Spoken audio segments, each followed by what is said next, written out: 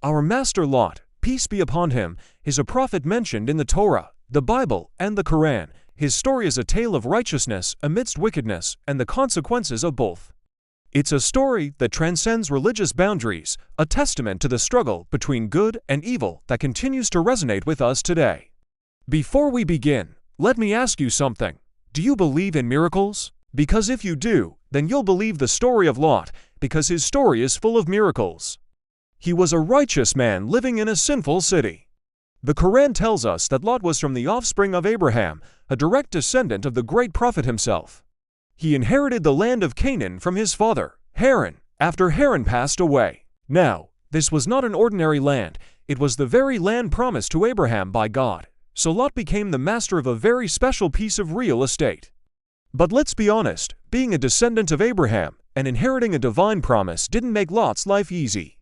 In fact, it made him a target. The people around him were wicked, and they wanted what he had. You see, the land Lot inherited was in a place called the cities of the plain, an area so fertile and prosperous that it became a metaphor for abundance in the scriptures. But prosperity often attracts those who want to take advantage of it. And Lot found himself in the crosshairs of such people. The Qur'an tells us that Lot was subjected to many trials during his life. People tried to harm him because of his faith and his connection to the land. They harassed him, they threatened him, and at times they even tried to take his life. But through it all, Lot remained steadfast. He held on to his faith, never compromising his beliefs despite the pressure to conform. Now, if that doesn't sound like a miracle to you, wait till I tell you about the day the angels came. Yes, angels. The Qur'an tells us that one day the angels came down to Lot in the form of human men. And I don't mean that Lot saw angels in a dream or in a vision. No, the Qur'an is very clear. They came down in the form of human men. Can you imagine the scene? Angels appearing as humans, descending from the heavens to visit the righteous Lot. Now, some people might think this is just a story, a religious fairy tale.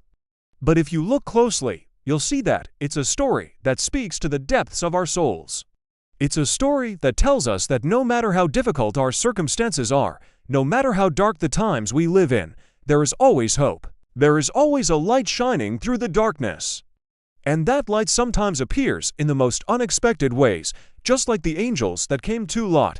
In the course of their visit, these angels told Lot about the impending destruction of the cities of Sodom and Gomorrah. They warned him that God was going to destroy these cities because of their wickedness, and they gave him a choice, either to leave the city with his family and escape the coming destruction, or to stay and face the consequences along with everyone else. So Lot did what any reasonable person would do. He called out to his sons-in-law and invited them to leave the city. But they didn't believe him. They thought he was joking. To them, it sounded like a crazy idea, leaving a prosperous city for no apparent reason. So they stayed behind, choosing to mock Lot rather than heed his warning. Then the angels took Lot and his family and, according to the Qur'an, they left the city just as the sun was rising. As they walked away from the city, they heard a terrible noise, the sound of a great wind and the crash of thunder. When they turned back to look, they saw a thick cloud covering the cities. Then the angel said to Lot, "Go, escape to Zoar, that's where we'll leave you." So Lot and his family hurried to the mountains and escaped. And that, my friends, is the story of Lot, a story of righteousness, temptation, warning, and ultimately survival. It's a story that teaches us valuable lessons about faith, obedience, and the consequences of our choices.